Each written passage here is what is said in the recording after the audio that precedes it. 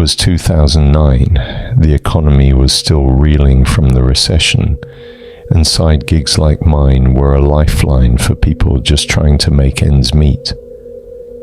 I was a courier, the kind who delivered questionable packages with a strict don't ask, don't tell policy. No questions meant no trouble, or so I thought. That Wednesday started out like any other until my boss gave me an assignment that immediately set off alarm bells. "Take these pizza boxes," he said, shoving a stack of suspiciously warm cardboard containers into my van. Then he handed me an address on a piece of paper. My stomach sank as I read it. The delivery was to a massive mansion on the outskirts of town, the kind that oozed mystery and scandal. Rumor had it that the place belonged to a man known only as Diddy. No one knew if that was his real name, but everyone knew his reputation, connections everywhere, wealth that defied reason, and a power that made even the city's elite tread carefully. The payoff for this delivery: double. Double usually meant double the risk, but times were hard, and I couldn't afford to turn it down. I threw the boxes in the back, cracked open a Monster energy drink, and then hit the road. The drive was unnerving. The further I got, the darker and lonelier the roads got. It was just me, the van, and this nagging feeling that I was walking into something way over my head. When I finally arrived, the mansion stood like a fortress at the end of a long stone driveway. The gates opened smoothly, as if they'd been expecting me. My stomach turned. High-tech security like this usually meant one thing: people with secrets to protect. I parked, grabbed the boxes, and trudged up the imposing front steps. The door opened before I could knock. A tall man in a perfectly tailored black suit stood there, his face unreadable. He didn't say a word, just nodded and motioned for me to follow. Inside the mansion was like entering another world. Vast rooms stretched out like galleries, filled with works of art that probably cost more than I'd make in a lifetime. The air was heavy with a sickly floral scent that made my head spin. The silent man led me down one hallway after another until we reached a gleaming kitchen. "Leave them here," he said, his voice as flat as a machine. I set the boxes down and turned to leave, ready to get out of there as fast as I could. But then I saw it, a door, slightly ajar, barely visible in the dim light. It was hidden in the shadows, almost as if it wasn't meant to be seen. Curiosity took over, or maybe it was stupidity. Either way, my feet were moving before my brain could stop them. I pushed the door open, revealing a narrow staircase spiraling down into the darkness. Every instinct screamed for me to leave, but I couldn't. I had to know. I stepped onto the stairs, the wood creaking under my weight as I descended. The air grew colder, the scent of flowers replaced by something damp and metallic. At the bottom, the basement spread out before me like something out of a nightmare. Endless tunnels carved into the concrete stretched in every direction, their dim lighting casting eerie shadows. Doors lined the walls of each corridor, some bolted shut, others slightly ajar. My heart pounded as I approached the first. Whatever was behind these doors, it wasn't pizza. I looked into the room and froze. Shelves lined the walls, but they weren't filled with books or harmless trinkets. Instead, they were filled with things that screamed of dark, twisted desires: whips, chains, bondage gear, and other items I couldn't even name. My stomach churned, but I couldn't stop moving. Something worse was pulling me deeper into this nightmare. Halfway through another tunnel, I stumbled. The crates I was carrying slipped from my hands and crashed to the floor. One cracked open, spilling its contents. but there was no pizza inside, no cheese, no toppings, nothing remotely edible. Instead, old DVDs and tapes tumbled out, unmarked and cryptic. My hands shook as I picked one up, the weight of it heavy in more ways than one. I shoved it back into the box as quickly as I could, but before I could gather everything up, I heard it. Voices, footsteps, heavy, deliberate, and coming closer. Panic gripped me. I dragged the boxes into a shadowy alcove and crouched down, trying to control my ragged breathing. The footsteps echoed louder, the sound bouncing off the cold concrete walls. My heartbeat was deafening, but I remained frozen as they passed. From my hiding place, I caught a glimpse of them. 3 men. One wore a suit, sharp and clean like the man who had let me in earlier. The other 2 were dragging somebody, a man tied to a chair, his head bowed, his face bruised and swollen. They pushed him into a nearby room, and then came the sounds. Cracks, sharp and relentless, like wood hitting flesh. A man's voice followed, thick with panic and pain, his cries breaking into desperate, pleading sobs. It wasn't just an interrogation, it was a punishment. Something brutal. I stumbled backwards, my shoes scraping the floor. The noise was too loud. My cover was almost blown. One of the men in suits stepped out of the room, his eyes scanning the hallway. He was tall, bald, and menacing, with a predatory edge to his gaze. He sniffed the air as if he could sense my fear. I pressed myself against a stack of crates, my heart pounding, as he lingered for what seemed like an eternity. Finally, he turned and disappeared back into the room. I didn't wait. I grabbed the scattered crates and ran for the stairs, taking them 2 at a time. As I burst back into the main hallway, I nearly collided with the same silent man who had greeted me at the door. "Lost?" he asked, his voice as flat as ever. I stammered out some half-baked excuse about needing to use the restroom. He raised an eyebrow, his expression unreadable, but then nodded as if he knew exactly where I'd been. I didn't stick around to find out. I shoved the boxes into my van and sped out of the driveway, my tires screeching. But no amount of speed could shake the images burned into my mind.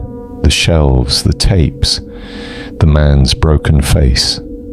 I gripped the wheel tightly as I navigated the maze of trees, my knuckles white.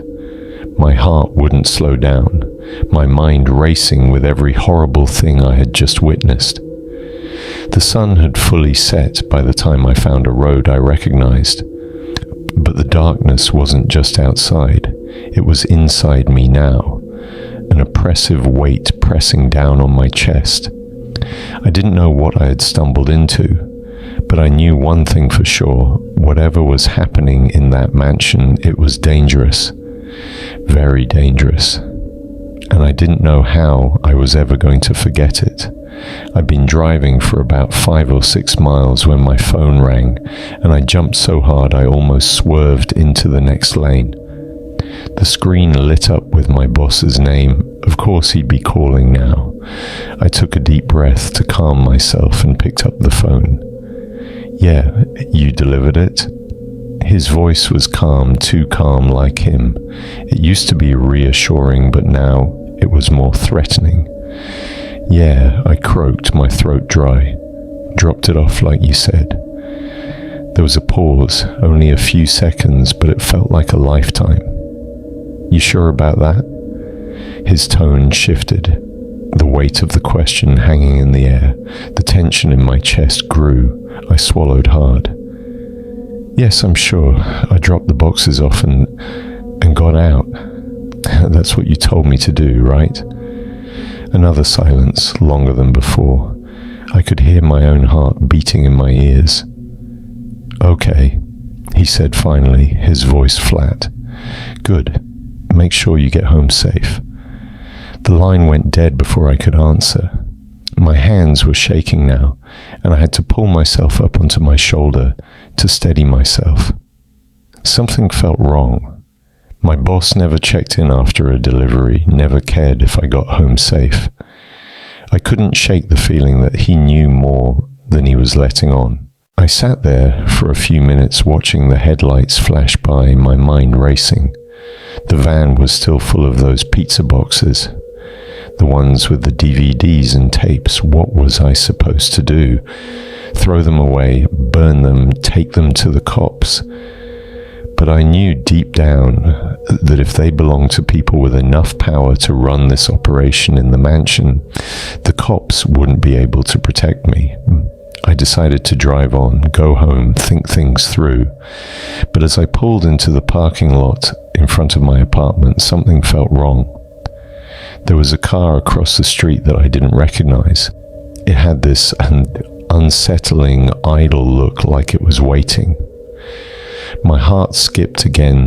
The panic crept back. Maybe I was just being paranoid. No, or maybe I was being followed. I grabbed the boxes, hauled them inside as fast as I could, and locked the door. My place was small. A cramped studio in a run-down building where the elevator barely worked and the neighbors yelled at each other all the time. But right now it felt like the only safe place in the world. I stacked the boxes on my old dented coffee table and stared at them as if they were about to explode. The DVDs and tapes were still scattered from the cracked box. They looked so ordinary, so deceptively harmless, but I knew better. Not after what I'd seen in the basement. I took a deep breath, picked up one of the DVDs, and slid it into my old beat-up player. The screen flickered to life, and what came next made my stomach churn. It was shaky, grainy footage of a room eerily similar to the one I'd seen in the mansion. This time, a man was tied to a chair, just like the one I'd seen being dragged earlier. Two men stood over him, their faces shrouded in shadow, asking questions in low, guttural voices.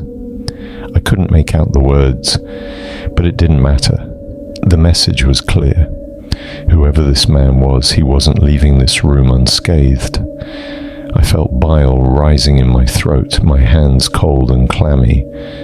I didn't need to see the rest to know that this was bad. Really bad. These weren't just random tapes.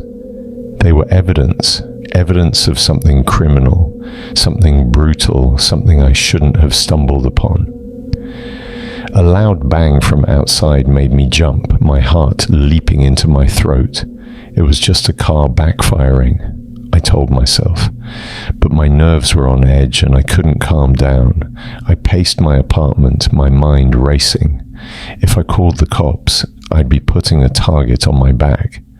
If I tried to get rid of the tapes, there was no guarantee that someone wouldn't come looking for them. And for me, the image of that beaten man flashed through my mind and I shuddered. These people played rough. I had a feeling they wouldn't leave any loose ends. A soft but insistent knock on the door made me freeze.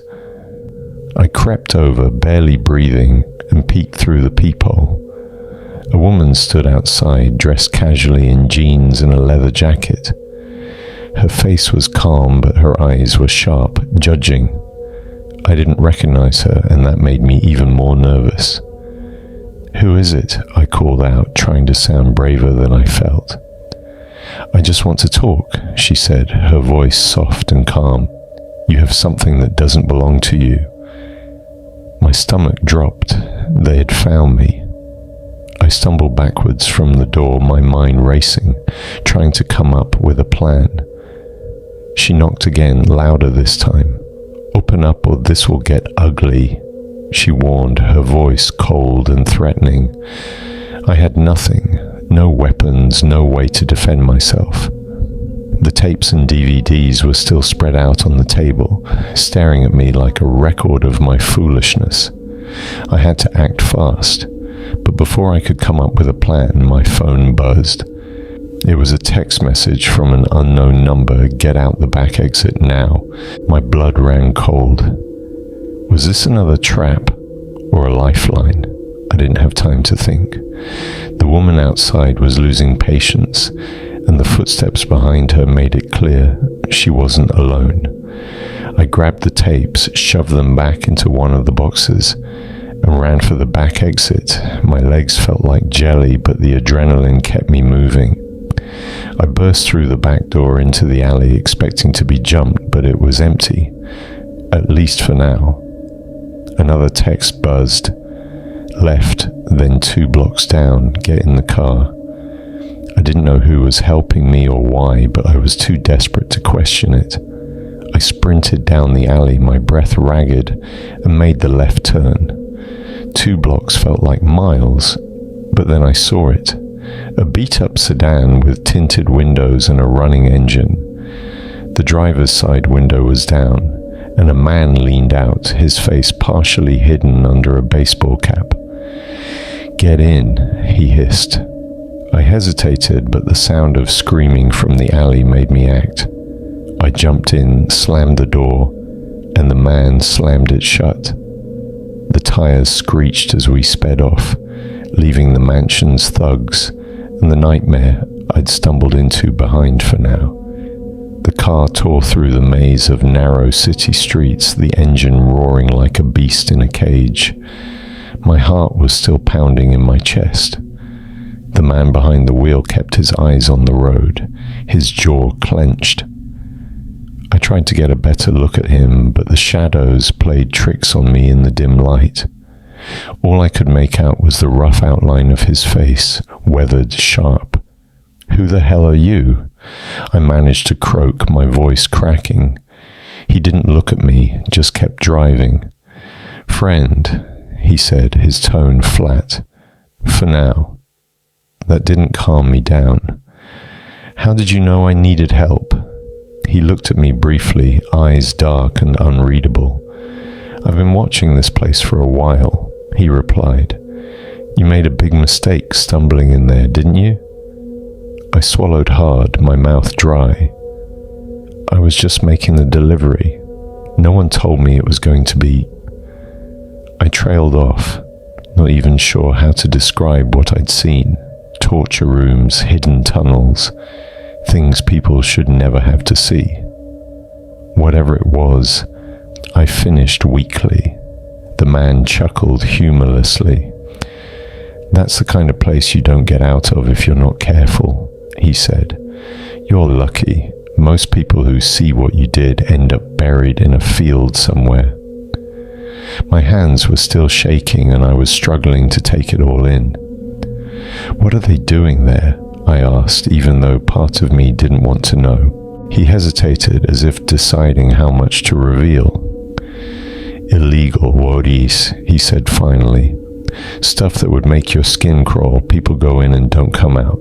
And those tapes you got? That's evidence, the kind that could bring down some very powerful people." I stared at the box of DVDs and tapes in my lap, the weight of what I'd discovered sinking in. "I didn't want to get involved," I muttered, my voice cracking. "I'm just a damn courier. I don't know anything about this kind of..." He gave me a look that was almost pitying. "It doesn't matter now," he said. "You're in it whether you like it or not. The second you saw that stuff, you became a liability." The car finally slowed and pulled into a deserted parking lot behind an old boarded-up diner. The man turned off the engine, and silence fell over us like a heavy blanket. I was still gripping the box like it was my lifeline, my fingers numb. The man turned to face me fully for the first time, and I saw the exhaustion etched into his face, the worry lines that seemed to have been etched there over a lifetime. "Listen," he said, his voice deep and serious. "You have 2 choices. One, you can try to run, but they'll find you. These people have resources and they don't forget. Or two, you can work with me and maybe, just maybe, we can expose this and get you out alive. Expose this? I echoed, incredulous. How the hell are we going to do that? He reached into the glove compartment and pulled out a battered folder.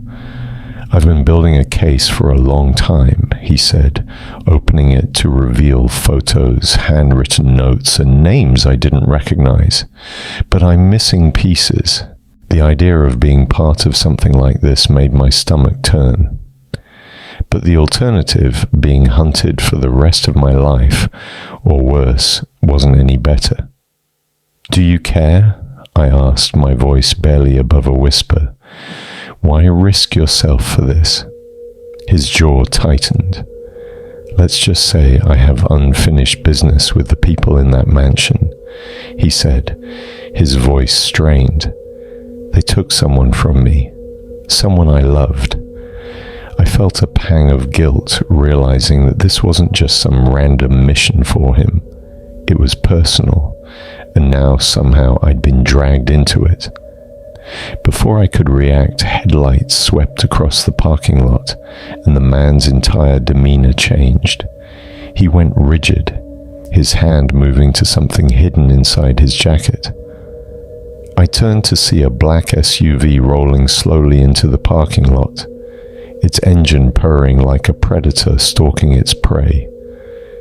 Stay down, he muttered, throwing the car into reverse.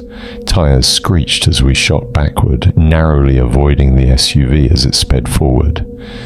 Gunshots rang out, and I instinctively ducked, covering my head as glass shattered around us.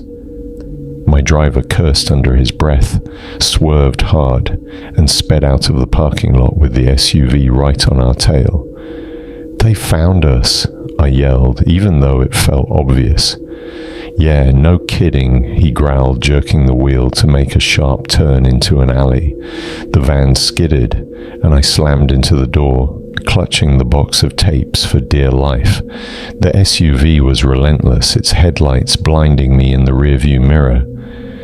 We tore through town, the SUV keeping pace, and I realized this wasn't just a warning. They were out for blood. The man next to me fumbled with his phone, barking something into it, but I could barely concentrate. I was too consumed by the fear, the adrenaline, the sheer terror of the chase. It felt like it was going on forever. Every second brought a new nightmare. We weaved through traffic, narrowly avoiding collisions, my heart racing and my mind spinning. Finally, he made another sharp turn, and this time the SUV couldn't keep up. Tires squealed as it lost control and spun out of sight. We disappeared down a side street, and the man didn't stop until we were miles away, parked under a crumbling overpass where the streetlights barely worked. He shut off the engine, breathing heavily, and we sat in stunned silence. "Welcome to the fight," he said grimly, wiping blood from a gash on his forehead, where the glass had nicked him. "It only gets worse from here." I couldn't speak, I could barely think. My life would never be the same. I sat there gasping for air, my mind a whirlwind of panic and disbelief. Shattered glass lay in glittering shards all over the dashboard, cutting my hands and arms as I still clutched the box, like it was the only thing keeping me sane. The man next to me, the one who had just saved my life, was hunched over the steering wheel, gasping for breath. Blood dripped slowly from the cut on his forehead, but he didn't seem to notice or care. He straightened up, wiped the sweat from his face, and turned to me with the same intense, dark gaze. "Give me the tapes," he said. I winced and clutched the box tighter. "Why?" My voice was thin, desperate. "Because," he said, his voice steady, "if they find us with the tapes, we're dead. But if we hide them, we might have a chance. If we split up, it'll be harder for them to track us both." He made it sound so simple, but I could hear the tension in his voice. the way his fingers twitched, ready for whatever came next. I should have trusted him. Hell, he just pulled me out of a shootout, and he clearly knew more about this nightmare than I did. But something inside me balked at handing over the only proof I had that this was real, that I wasn't losing my mind. I hesitated, my mind racing. Where do we even hide it? I asked, my voice cracking. He let out a frustrated sigh and ran a hand through his hair. I know a place, he said. A safe house a few miles from here. We'll stash the tapes there, regroup and figure out our next move. I glanced out the window, half expecting another SUV to roar out of the darkness.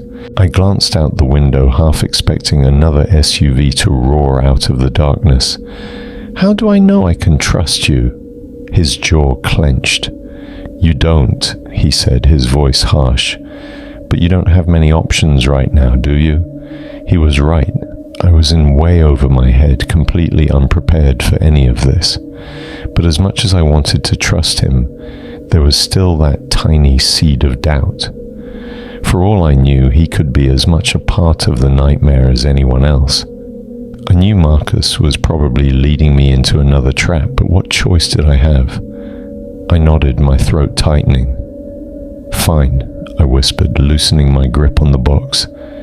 But if you double-cross me... He cracked a humorless smile. You'll have to get in line, he said. Let's go. We both got out of the car, the cool night air biting into my skin. The distant sound of sirens and the chaos of the city faded as we entered our own bubble of danger. I had no idea how we would get out. Marcus led the way, sticking to the shadows as we moved, the box of tapes tucked under his arm. I followed close behind, my legs shaking, my heart pounding in my chest. The overpass loomed above us, casting jagged shadows that seemed to close in on us. But Marcus moved as if he knew exactly where he was going. We walked for what seemed like an eternity, every sound making me jump, until we reached an old warehouse that looked abandoned for decades. Broken windows, graffiti-covered walls. The place was as dilapidated as it looked. Marcus led me to a side door, jiggled the handle, and it creaked open with a groan of rusty hinges. "Welcome to the safe house," he said dryly, stepping inside. I followed, my shoes crunching on broken glass. The place smelled of dust and oil, and the only light came from a few flickering bulbs overhead. Crates were stacked along the walls, ratty couches lay scattered about, and a table was covered with maps and papers. Marcus set the box down on the table and turned to me. "We're not out of the woods yet," he said.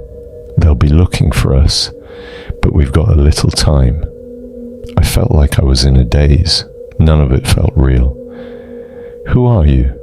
I asked, my voice barely above a whisper. "How do you know so much about these people?" He rubbed a hand over his face, suddenly looking tired, the weight of it all pressing down on him. "Call me Marcus," he said. "I used to work for them, closer than I care to admit. Saw things I couldn't unsee. Tried to get out, but you don't just walk away from people like that." My stomach twisted. "So why are you helping me?" His eyes darkened. He looked at the box of tapes. "Because I'm tired of running, tired of being afraid, and maybe with what you found, we can finally put an end to it." I wanted to believe him, but the fear gnawed at me. "What happens if we don't?" He looked at me, his expression grim. "Then we die," he said flatly. "Or worse." The words hung heavily in the air, and I knew he wasn't exaggerating. Whatever mess I had stumbled into was bigger than me, bigger than both of us, and there was no turning back. Suddenly the door creaked, and we froze. Marcus grabbed a gun from the table, his body tense, and I felt my heart stop. Footsteps echoed through the dark, deliberate and heavy, the sound of boots crunching on the debris of the warehouse floor. Marcus didn't move, his gun held steady on the shadows near the entrance. I held my breath, my entire body frozen, waiting for the inevitable. A man emerged from the darkness, tall, broad, with a shaved head and a face as if carved from stone. He wore a black tactical jacket, and his eyes were as cold as a winter morning. Behind him, two more figures came into view, armed and ready for battle. Marcus didn't lower his weapon. "Stay where you are," he said, his voice calm but firm. "One wrong move, and this gets ugly." The man with the shaved head grinned. "You think you're in a position to make demands?" he asked, his voice soft, almost amused. "You're outnumbered, Marcus, and we both know you won't get out of this alive." He clenched.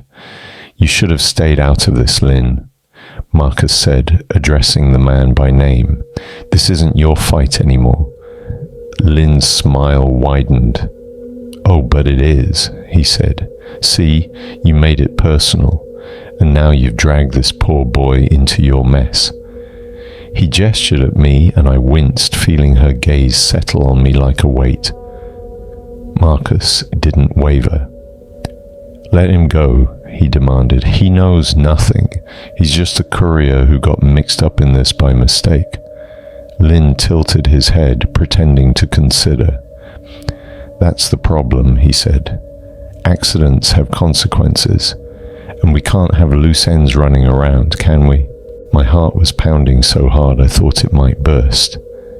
Marcus looked at me, his expression hard but somehow reassuring. He was trying to tell me he had a plan, but I couldn't see any way out that didn't end with us both dead.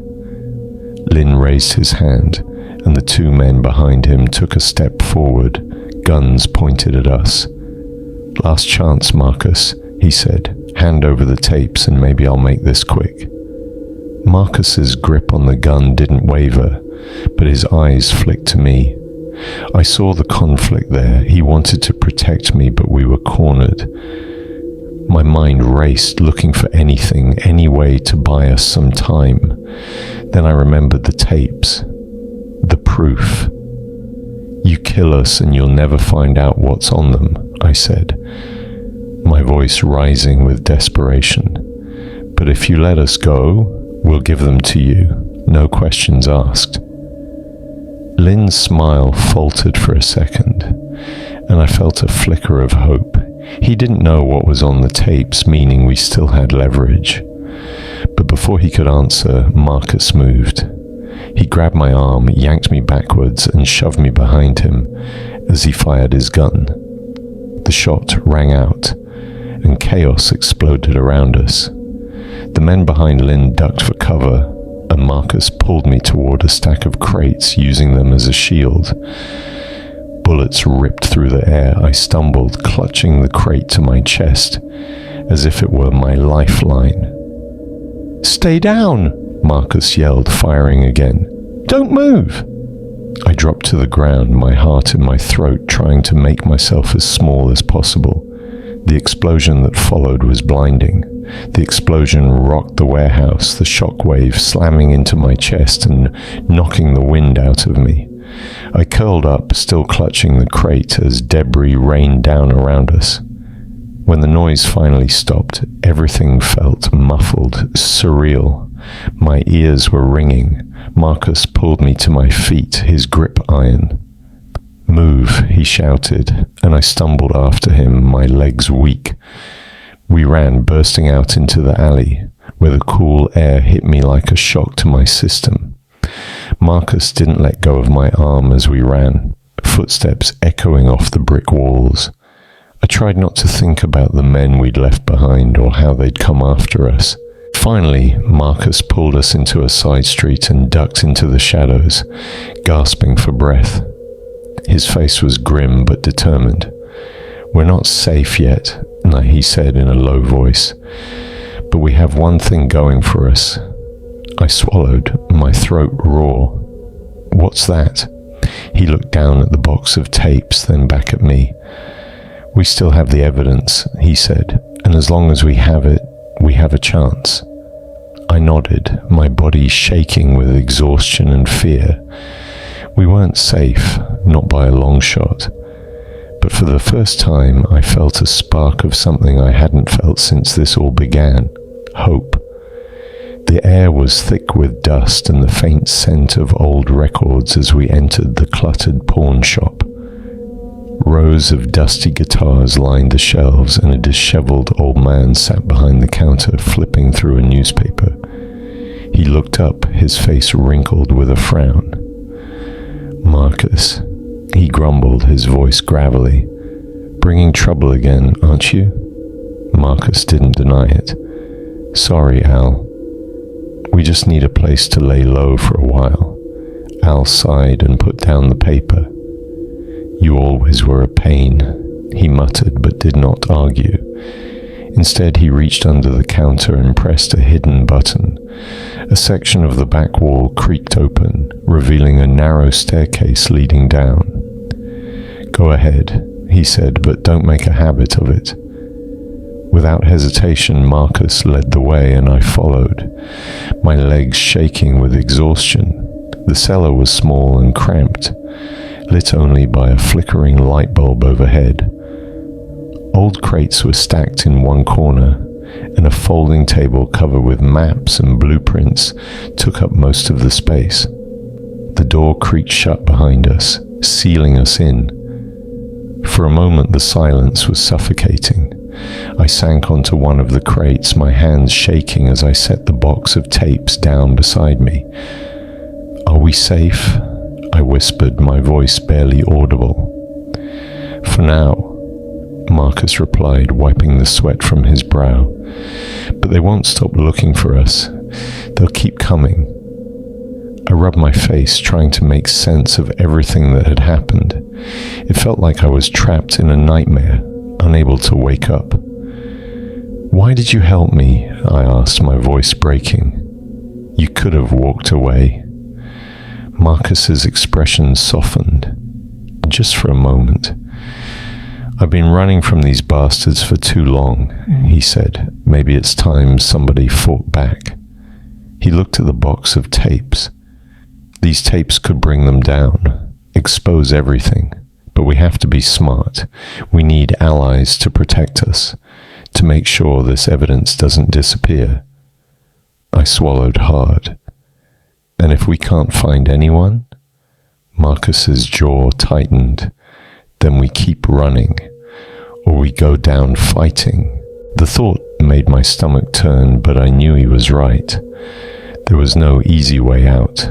The only choice we had was to keep going. Marcus walked over to the table and studied the blueprints spread out in front of him. "We have a few hours, maybe less, before they find out where we are," he said. "Get some rest while you can." Rest seemed impossible, but I knew he was right. My body was beyond exhausted, every muscle aching with fear and tension. I curled up on the crate, using the box as a makeshift pillow, and tried to sleep. But even in my dreams, I couldn't escape. I kept seeing Lauren's cold smile, the flash of gunfire, the faces of the men still hunting us. Eventually, exhaustion pulled me into a restless sleep, but it was far from peaceful. I awoke with a jolt, my heart pounding. For a moment, I had no idea where I was, disoriented by the darkness and the musty smell of the cellar. Then it all came back. The tapes, the gunfire, the men hunting us.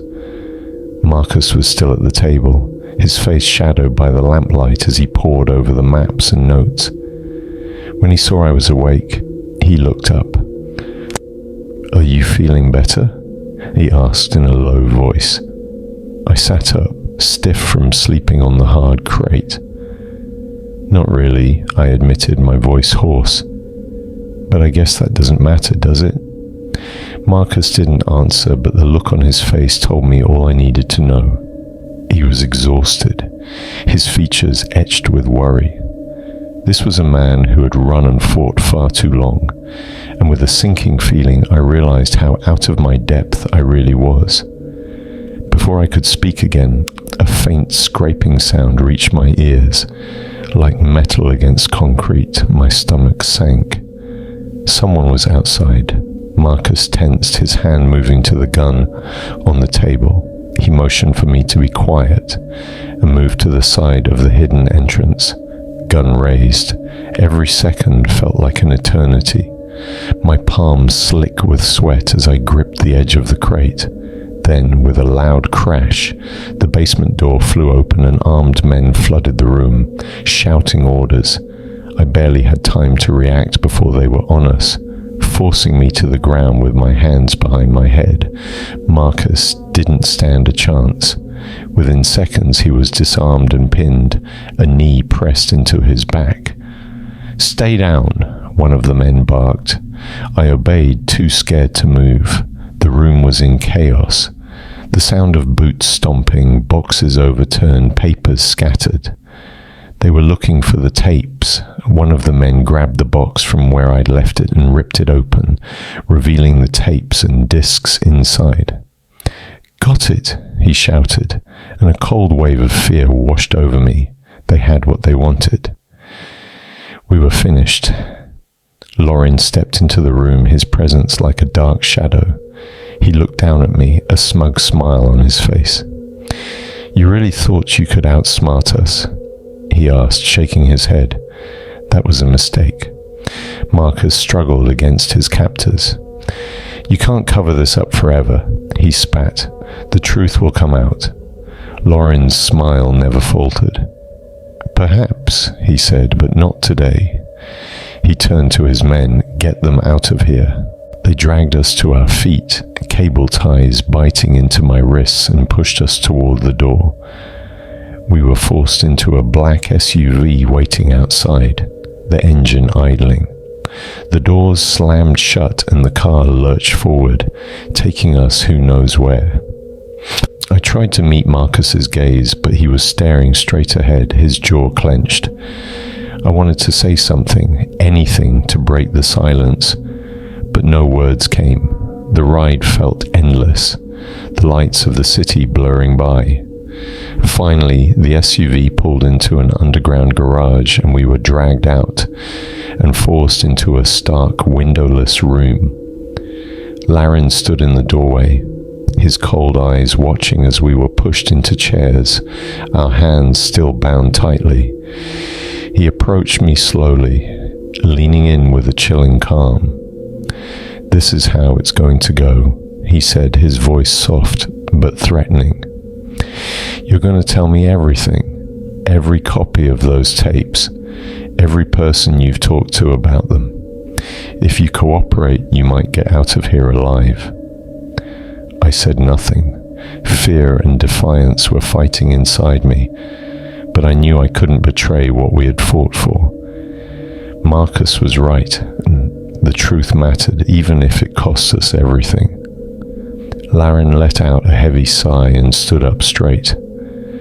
"Have it your way," he murmured. He gave a subtle nod to one of his men, who stepped forward with a raised fist.